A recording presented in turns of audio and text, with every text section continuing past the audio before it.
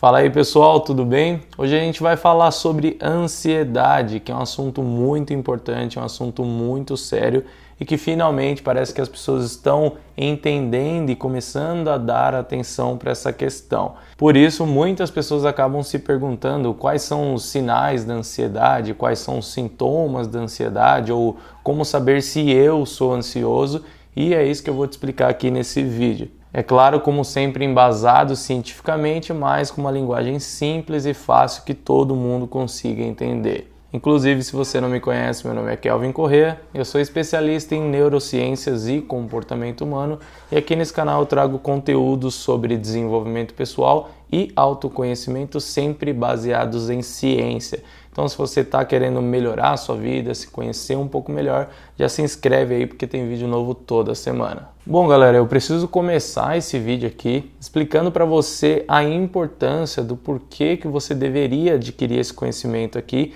e como isso pode mudar a sua vida e de quem convive à sua volta. A ansiedade, assim como qualquer outro tipo de transtorno mental, ele se fortalece ou se enfraquece no seu cérebro a partir de um processo que a gente chama de neuroplasticidade. Talvez você já tenha ouvido eu dizer essa palavra ou alguma outra pessoa que estude o cérebro, geralmente usando ela para associar com coisas positivas, né? Como no meu vídeo sobre hábitos, eu devo ter comentado que a neuroplasticidade que ocorre no nosso cérebro vai cada vez tornando aquele ato mais fácil e mais simples da gente executar. Ou às vezes até no meu vídeo sobre medo de falar em público eu devo ter comentado sobre essa palavra. Enfim, o ponto é que essa modificação que ocorre no nosso cérebro, ela pode ser tanto positiva quando você está indo atrás de vencer um medo de falar em público, ou pode ser muito negativa no início de um quadro de transtorno de ansiedade onde você não está tratando ele.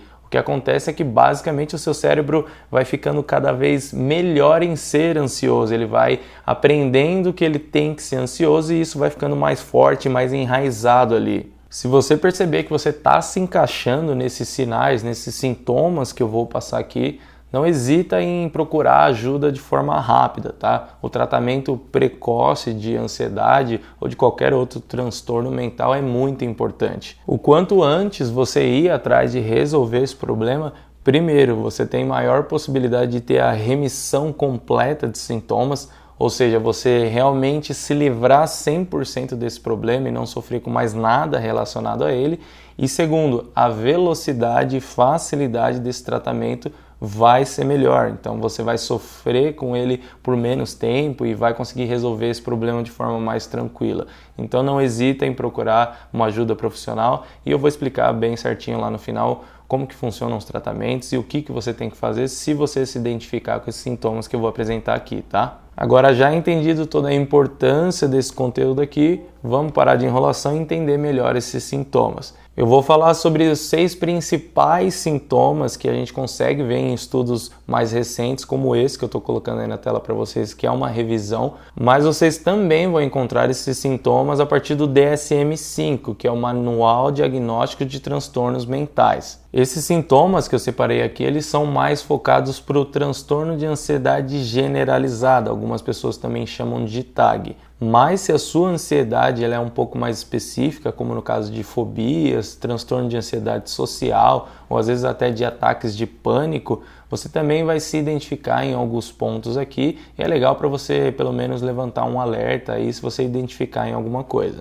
O primeiro sinal de que você é uma pessoa ansiosa é se frequentemente você acaba passando por inquietação ou aquela sensação de nervos à flor da pele. Entenda que por vezes, de vez em quando, você sentir estresse ou ansiedade e como consequência disso ter essa inquietação é algo normal. Para você avaliar esse ponto aqui, você deve ver se isso é algo muito frequente, algo que não cessa. É como se você já fosse um pouco mais inquieto, um pouco mais estressado no geral. Aliás, eu preciso deixar uma coisa clara aqui, é que essas emoções de estresse e ansiedade é algo normal no ser humano, tá? Na realidade, ele é até necessário, não só no ser humano, como em outros animais. Uma dose adequada de ansiedade, ela é necessária porque, por exemplo, eu não teria me preparado, estudado aqui para dar essa aula, gravar esse vídeo, se eu não tivesse um pouquinho de ansiedade pensando em me sair melhor nesse vídeo. E no caso do estresse é a mesma coisa, um nível adequado é o que me faz ficar alerta aqui nesse momento, prestar um pouco mais atenção nas minhas ações para gravar certo, para falar aqui com vocês com propriedade e passar o conteúdo que eu preciso. O problema é quando essas emoções são extremamente frequentes e ou muito intensas que acabam prejudicando as coisas que você precisa fazer no seu dia a dia, ok? Então, partindo para o segundo sinal, você vai avaliar a sua fadigabilidade. Essa é uma palavra um pouco estranha, mas na realidade é bem simples. Aqui a gente está falando sobre a sensação de cansaço, sobre fadiga. Você se sente extremamente cansado o dia todo, se sente como se você tivesse feito um trabalho braçal durante horas, mas na realidade você está no começo do seu dia? Mesmo estando longe dos alvos mais comuns de gerar cansaço, como o seu trabalho ou estudos, você continua tendo essa sensação de cansaço? Se você sente essas coisas, é bom você se atentar, porque é um sinal muito claro de uma pessoa que está passando por um quadro de ansiedade, tá bom? Partindo para o terceiro sintoma de que você é uma pessoa ansiosa, é você ter dificuldade em concentrar-se ou ter a sensação de branco na mente. E aqui talvez algumas pessoas se confundam e se identifiquem até demais, porque tem outros aspectos da vida que acabam levando a gente a ter essa sensação. Quando eu falo dificuldade em se concentrar, não é dificuldade em prestar atenção na aula chata que tem na sua faculdade que você não gosta, não é dificuldade em se concentrar em assistir um filme ali no final do seu dia enquanto você está cansado e jogado no sofá. Isso aqui tem que ser uma coisa mais generalizada, você não consegue se concentrar de maneira geral nas coisas do seu dia a dia. E isso acontece bastante como um sintoma de uma pessoa ansiosa, porque elas sempre estão vivendo no momento futuro, elas estão pensando e prestando atenção no que de ruim pode acontecer lá na frente, de qual problema pode ocorrer lá, e acaba que elas não conseguem se concentrar no momento presente, e isso também causa esse branco, né? Porque a atenção da pessoa está em outro lugar e também quando ela passa pela situação ela acaba não prestando tanta atenção, o que dá a impressão até de que uma memória ruim está ocorrendo, mas na realidade é só uma questão de atenção e de foco que está sempre lá na frente pensando nas coisas ruins. E o quarto sinal de ansiedade é a irritabilidade. Esse é um sintoma que nem sempre se apresenta de forma clara em todas as pessoas e que acaba gerando um pouco de confusão também. Quando a gente fala de irritabilidade, provavelmente já vem na sua cabeça uma pessoa brigando, uma pessoa mais agressiva, né? Mas na realidade não necessariamente. A grande maioria das pessoas que passam por um quadro de ansiedade e tem esse sintoma da irritabilidade acabam não expressando essa emoção, elas não mostram, né? Não colocam para fora. Geralmente retém para si e isso chega até a aumentar um pouco mais ainda o seu estresse e a sua ansiedade. E novamente, é claro, essa sensação tem que ser de forma constante, algo muito frequente. É totalmente normal que em algumas situações adversas da vida a gente fique um pouco mais irritado, né? Até fique de uma forma um pouco mais agressiva. Sempre imagina que esses sintomas, que eles têm que ser gerais na sua vida, em várias situações, de maneira frequente, assim, quase todos os dias. E agora partindo para o quinto sintoma, a gente vai falar da tensão muscular. E eu gostaria de adicionar aqui, porque é um aspecto que cruza bastante com a tensão muscular, é a hiperatividade autonômica. E para entender isso aqui eu preciso explicar duas coisinhas antes que você precisa ter uma noção só para ficar bem clara essa parte. Primeiro, vocês precisam entender que a gente tem no nosso corpo um sistema chamado de sistema autônomo, que é um sistema que a gente não controla, simplesmente ele faz algumas funções no nosso corpo sem a gente perceber, é o seu batimento cardíaco, sua respiração, sua parte visceral como um todo. E dentro desse sistema autônomo a gente tem uma parte que se chama sistema nervoso simpático. Esse tal de sistema simpático é o responsável de fazer toda a alteração fisiológica no nosso corpo quando a gente se encontra em uma situação de perigo. Imagina que você está andando na rua e você avista um cachorro gigantesco babando pra caramba, latindo e vindo correndo para cima de você. Simplesmente vão acontecer várias alterações fisiológicas no seu corpo.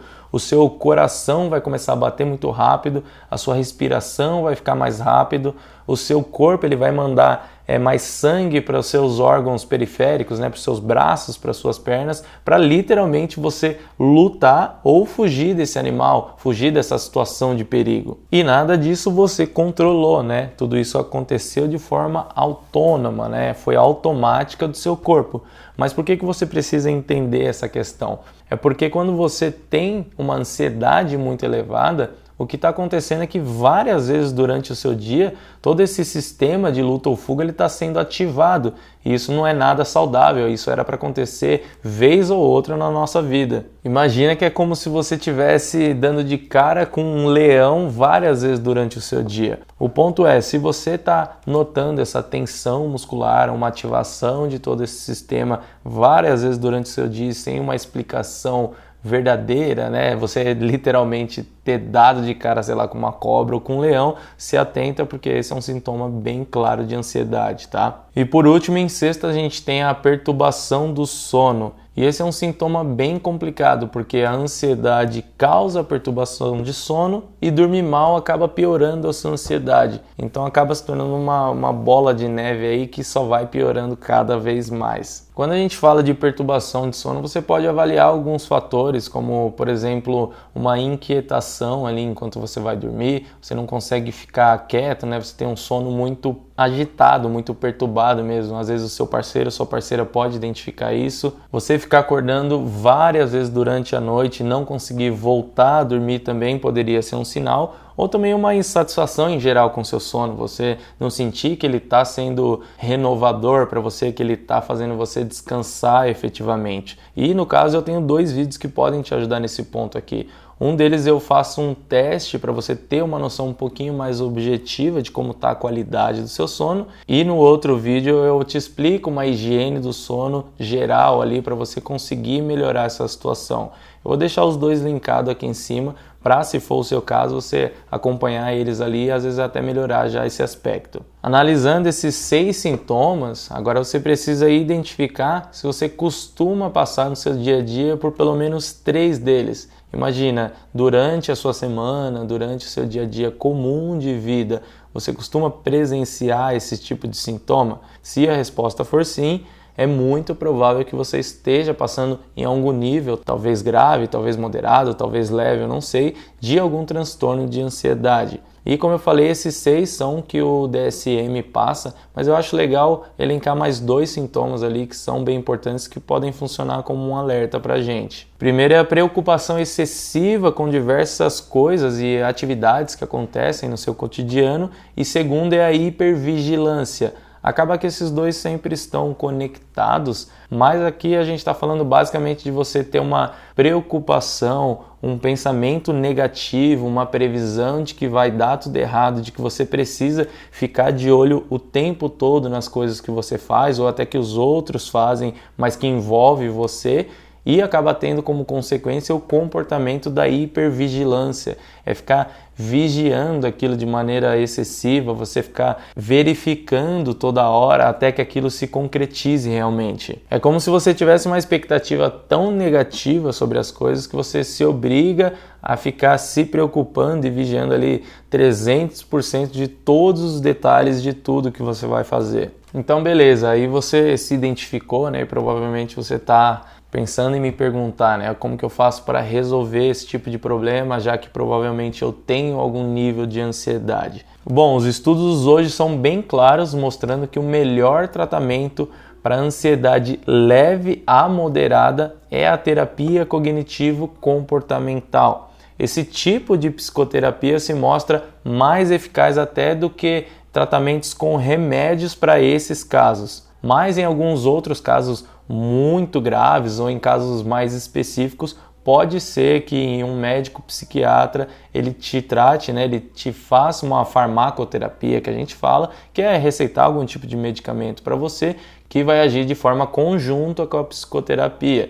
Então depende do caso aí, mas o ideal é que você faça uma avaliação no seu psicólogo, vá atrás desse tipo de tratamento e ali ele já vai te dar um direcionamento, já vai te dar uma noção do seu nível de ansiedade e de como que vai ser o seu tratamento, ou se precisar ele vai te indicar um psiquiatra também, tá bom? E é importante eu ressaltar que esse vídeo aqui ele não substitui uma consulta para você tirar um diagnóstico com alguém da saúde, tá bom? Isso aqui é mais para funcionar como uma aula, como um alerta para você prestar atenção em você mesmo e, se você se identificou, buscar uma ajuda médica, buscar uma ajuda psicológica, tá? Eu espero que esse vídeo tenha sido relevante e informativo para você e não esquece de se inscrever aqui no canal, porque eu já tenho vários vídeos que vão te ajudar no seu autoconhecimento e no seu desenvolvimento, e eu também lanço vídeos novos todas as semanas, tá? Então não esquece de se inscrever aí e também de curtir aqui esse vídeo. Um abraço e a gente se vê na próxima.